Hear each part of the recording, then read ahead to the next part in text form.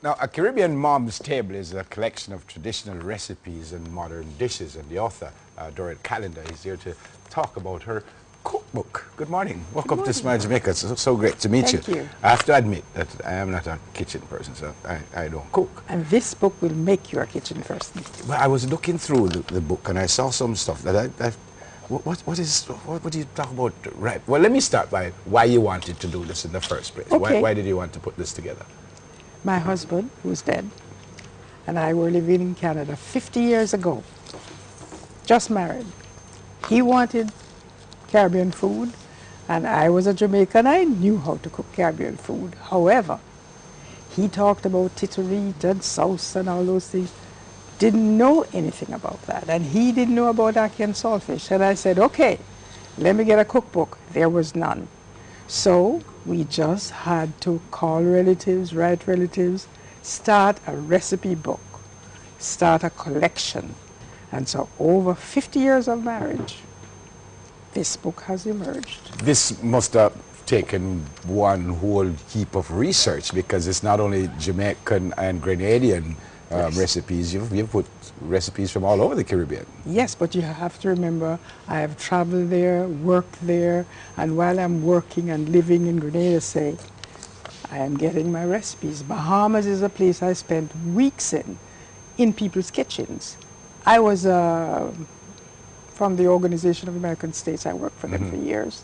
Well, it gave me the opportunity to travel to my islands. Yeah. And that is how I came in contact with people who could help me. Yeah, I didn't count the learn. recipes, but can you cook everything that you have in this book here? Everyone has been cooked, tested, eaten more often than you'd like to know.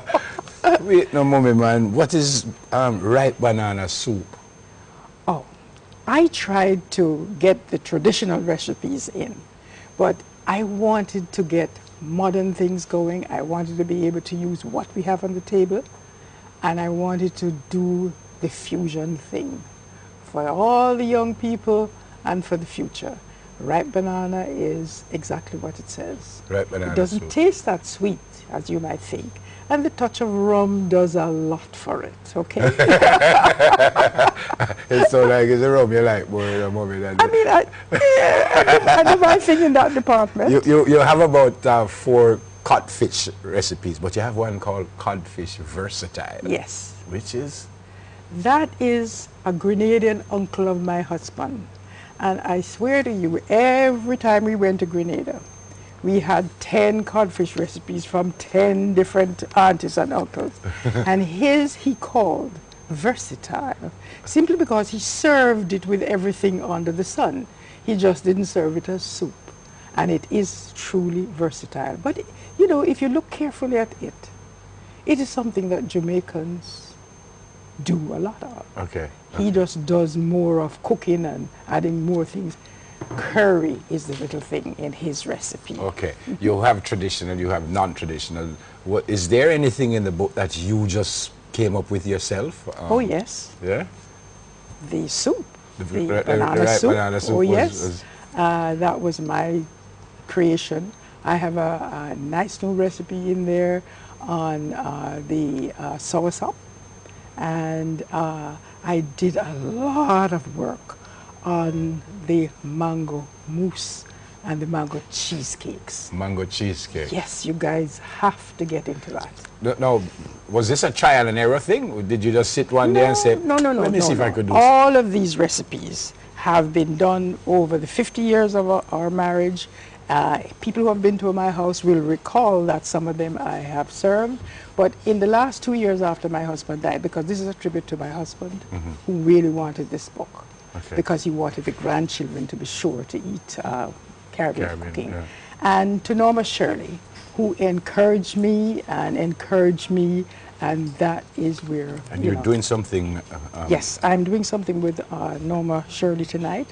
A group of people, the Whitemans, Watson, Elaine Melbourne, are getting together to have a book signing for the book.